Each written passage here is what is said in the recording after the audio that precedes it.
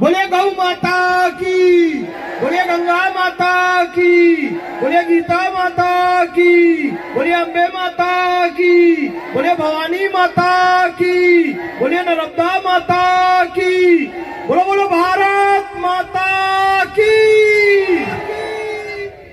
कहीं आई हुआ, कहीं मदर हुआ, कहीं मैरी हुआ, लेकिन मूल शब्द क्या है? माँ। राम भी पैदा हुए तो माँ कहा, और मोहम्मद भी पैदा हुए और ईसा भी पैदा हुए तो माँ कहा, महावीर भी पैदा हुए तो माँ कहा हुए तो माँ कहा, क्योंकि सबको जन्म देने वाली माँ है और माँ शब्द निकला है गौ माता के मुख से, इसलिए इस पर सबका ऋण है। और आज गुरुदेव राघव नाथ जी मुंह पे थूकेगी, याद रखना राघव दास जी महाराज इस भूमि पर रहते हुए केवल गौ माता का दूध अमृत पिएंगे, इसके अलावा कुछ नहीं पिएंगे। यदि एक सत्य को ये कहना पड़े कि मुझे विष पीना पड़े तो ये हमारे लिए शर्म की बात होगी। एक बात बताओ, स्वामी विवेकानंद ने कहा कि 4 दिन और अधिक जीकर कीट पतंगों की तरह मरने से श्रेयस्कर है कि वीरों की तरह अपने प्राणों का बलिदान दे देना। मेरी माता एक बात बता दो और मेरे भाई एक बात बता दो, मरोगे कि नहीं मरोगे एक दिन?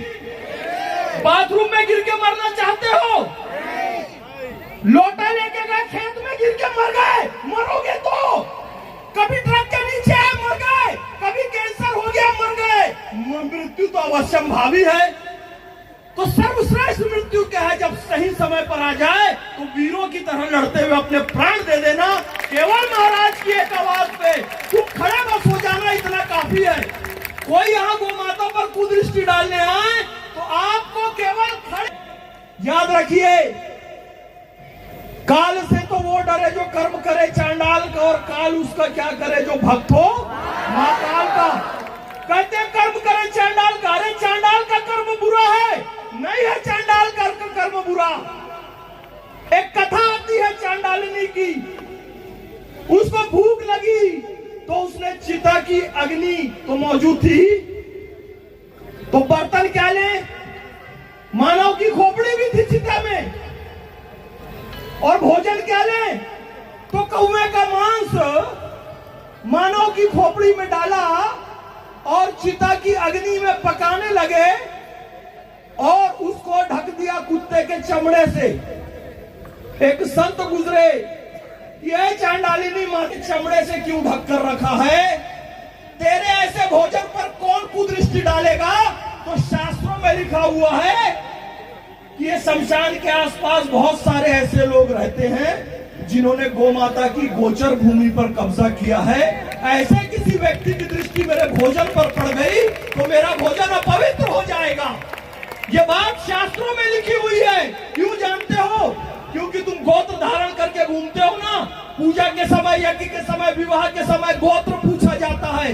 गोत्र कहां से आया? गौ माता की जो रक्षा करे, गोत्र त्राण करे, परित्राण करे, रक्षा करे गौ माता की, वही गोत्र धारक होता है। तो याद रखना, तुम सबका नाम गोत्र के बिना नहीं हो सकता, यानी गौ माता के बिना नहीं हो सकता।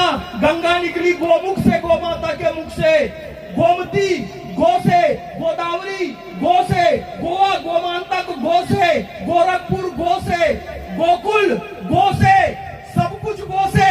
और घर में बच्चा बेटा गाय चराने का काम करे तो गोपाल भी गो से, और बेटी दूध दूहने का काम करे तो उसी से बना दुहित्री, और दुहित्री से बना पुत्री। तो ये पुत्र और पुत्री भी किससे? गौ से। संसार के सारे नाम बने गौ से। इसीलिए गौ माता की रक्षा करना हम सबका कर्तव्य है कि